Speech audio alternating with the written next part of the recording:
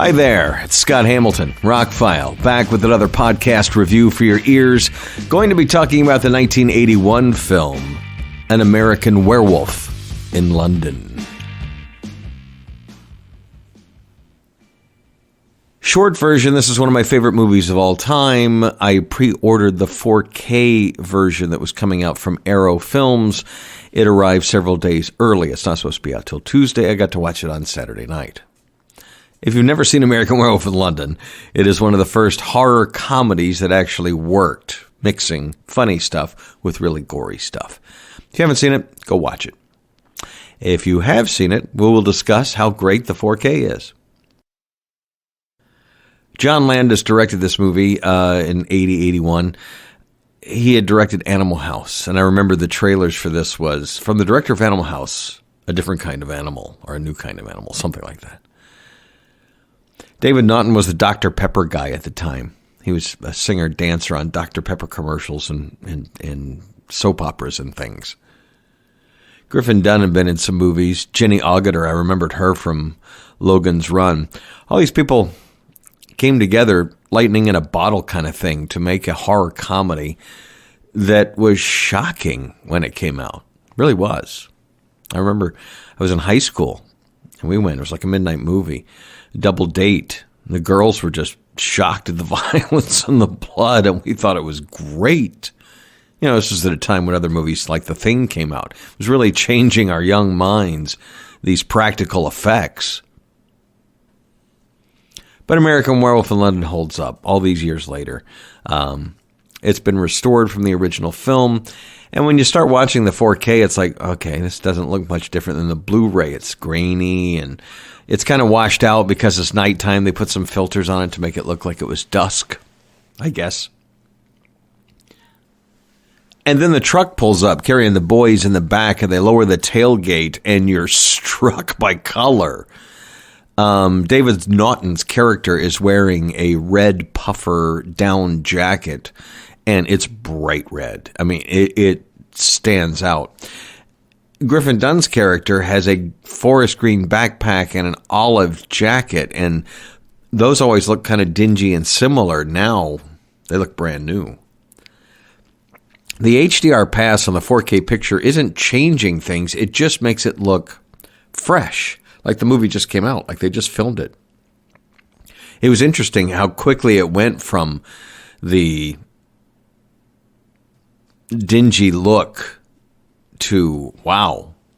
Now, I'm not going to say the 4K just completely changes the look of the movie. It's still grainy, 1980 looking film, but this is as strong as it's ever looked. And I've mentioned this in other 4K reviews of older movies. What you really notice is how solid everything is in a 4K disc. These old movies kind of wobbled when you watched them in theaters, and when they were transferred to VHS and DVD, things kind of shimmered or moved, or the titles didn't, they weren't superimposed right. And this, from the get-go, everything just is solid print film. It just looks like this is the way it's supposed to be, and it's fairly fresh. There's some scenes where it is pretty grainy, but there's some scenes where the colors just... Even the nighttime scenes when they're walking through the moors and it's raining and it's kind of dingy, how bright his red jacket is juxtaposed with how the green and the gray and the brown on the ground. And then when you get to blood, of course, all the red blood's pretty spectacular in HDR. There weren't any explosions. There's not a whole lot of headlights or neon or anything like that. So most of your HDR on this 4K disc that's coming out now, it just makes everything look solid, thicker, warmer, deeper. It's hard to describe unless you have the setup. It's a good picture. It's the best the movie's ever looked since I saw it in the theater. They recycled the 5.1 surround. It's good. It's not great. It would be nice to have a nice, spacious Atmos mix. I flipped over to the mono mix, the original mono mix, and it's clear. I'll give it that, but it's not as spacious as the 5.1. 5.1 didn't have a lot of directionality. The music was loud and played well. The dialogue was clear throughout the entire movie. it just wasn't an exciting mix. I wish we had gotten a new audio mix. But the picture, definitely worth the upgrade. The box came with some two-sided postcards, a poster, and a 60-page book. It's got some essays, some original reviews, some details, some pictures. And they've shoved about every single extra that's been on every Blu-ray version of American Werewolf in London, all on the 4K disc. Even the feature-length documentary that's all about making the movie. There's a new one on there from 2019, an interview with John Landis, the director.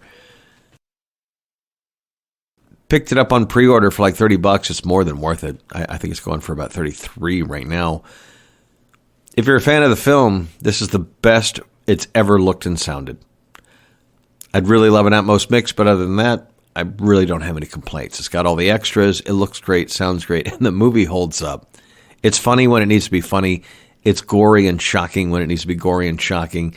And he did it. John Landis, somehow, so many people have tried.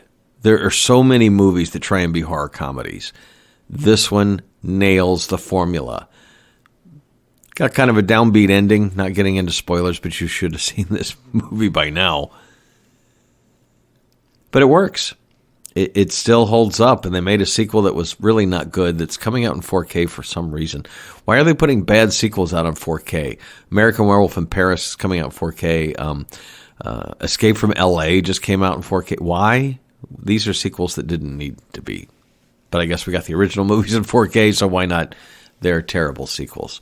Let's see what happens when they bring The Fly to 4K. I love American Werewolf in London and American Werewolf in London.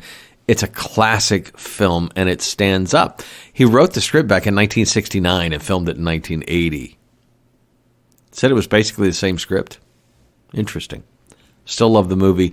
Great 4K disc available on Tuesday at a retailer near you.